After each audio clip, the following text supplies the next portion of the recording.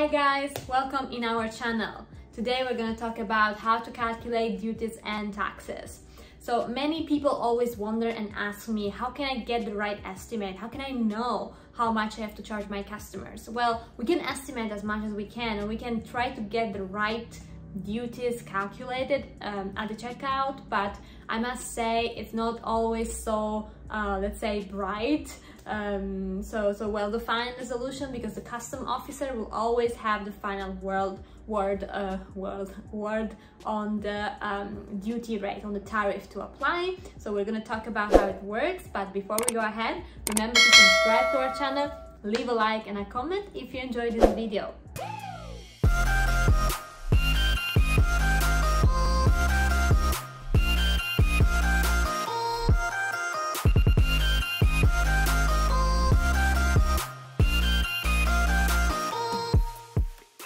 So let me tell you first, before we go ahead, what I do and why I created this YouTube channel. I want to share as much information as possible with my followers regarding the logistics and the cross-border e-commerce. So I mainly work with e-commerce brands, international e-commerce brands that sell worldwide, and I help them optimizing their logistics, their costs, but also help them to enter new markets and so on. So if you're ever gonna need some help, don't be shy, just write us to this email. Moving forward with our topic today, we said we're going to talk about duties and taxes and how it works.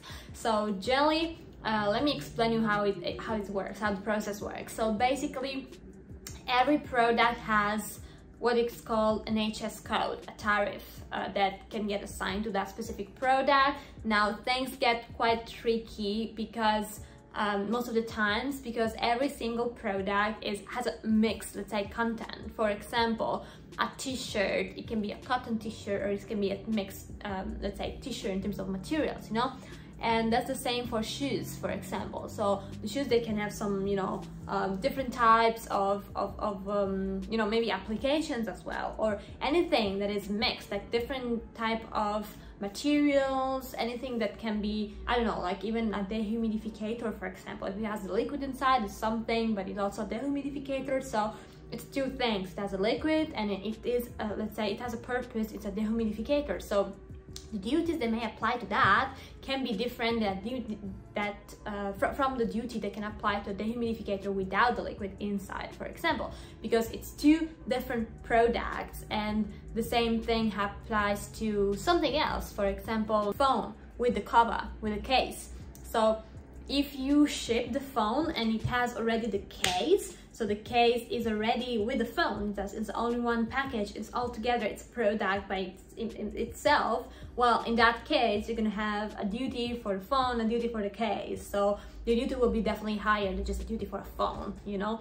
So of course, there are countries that don't really apply duties on phones, or mobile phones, or on desktop, laptops, and whatever. So not all products, let me tell you, not all products have a duty rate, have a tariff. Well, there are some products that don't really have a duty, so you can rest assured, if your product has an HS code that is duty-free, basically, it doesn't have a tariff, then you don't pay duties and taxes unless the custom officer will decide that the classification and so the HS code of your product is wrong.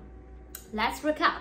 What is an HS code? An HS code is called harmonized code, and it's basically a 4, 6, 8, 10 digit code. It depends on the country. The most common one is 6 digits because it's kind of international, but then every country has their own subheadings. Let's say the phone with a case, for example, or you know, maybe for certain countries it just matters if it's a t-shirt, for example, or it's a sweater.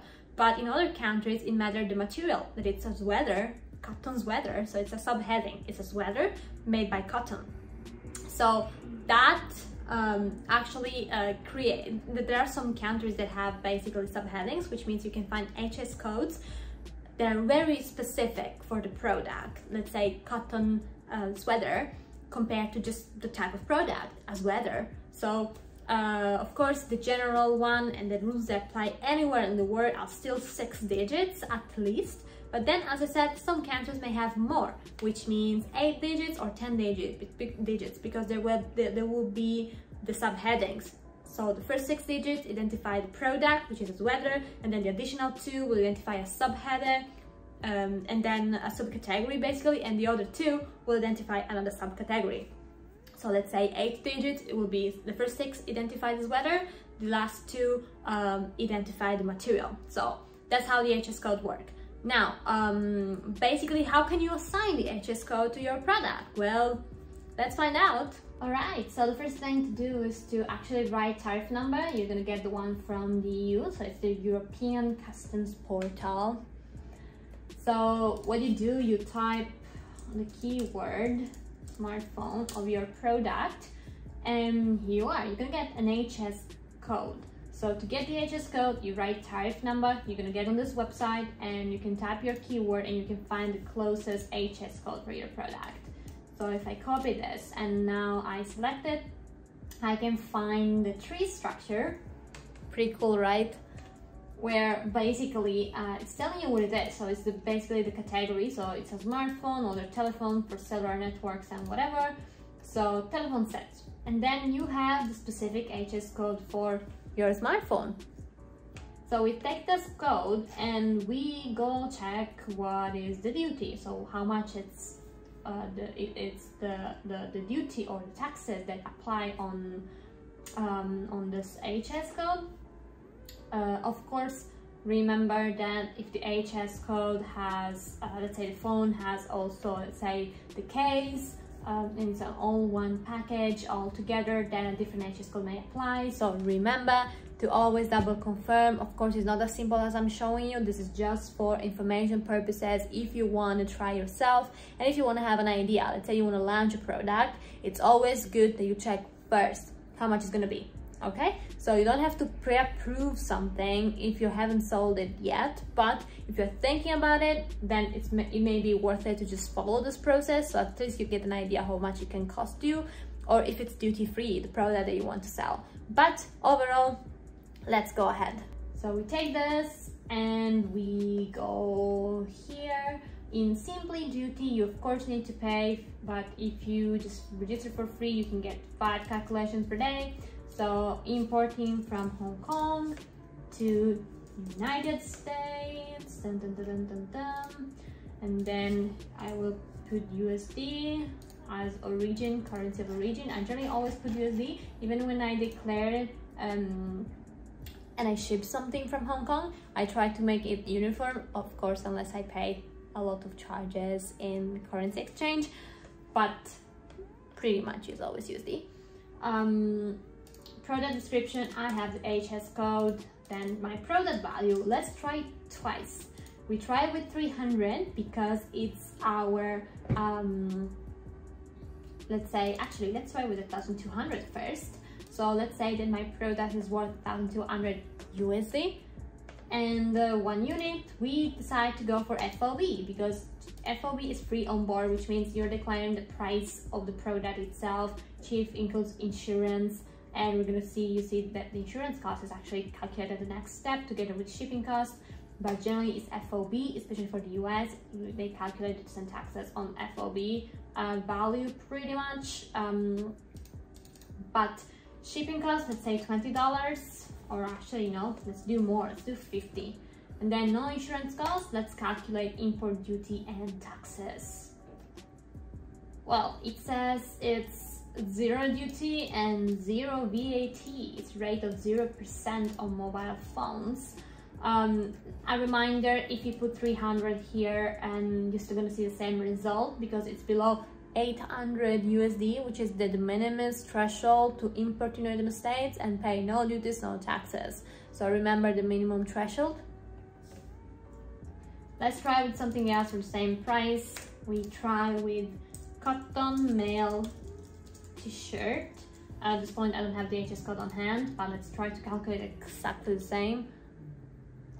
It's quite expensive. So you see, now that I put cotton male t-shirt, it's telling me that the HS code is classified, I mean this product is classified with this HS code to the US from Hong Kong.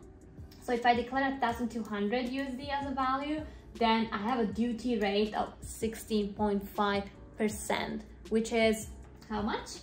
198 USD worth of duties. Now we have no VAT, but still we have a value of goods of 1,200, a duty of 198, with a shipping of 50. Your total cost will be 1,448 USD. That's how much you should charge your customers if you ship in DDP. If you want to ship in DDU, so DAP, then you let your customer pay for duties and taxes, but well, you know, it's not really a nice surprise to receive the product with the let's say duties to pay on top of it. So let's try again. Let's try with the same, let's say the same product, cotton mail t-shirt, but with a value below the 800 minimum threshold, and we have a 0 duty and 0 VAT on it. So the threshold rule still applies. So even if there are duties on your product, and that was the case for the, you know, the male cotton t-shirt, there are duties, but if it's that applies 16.5%. But if it's below the value of the product imported, of the order itself imported, is below 800, it's when you actually have let's say you don't have to pay duties and taxes. But if it's above 800, then it's where you pay duties and potentially taxes, unless it's duty-free, your product. In this case, the phone was duty-free, but the t-shirt wasn't. So in that case, it was above 800, you pay for duties and taxes. In this case, not VAT, but still quite high duty.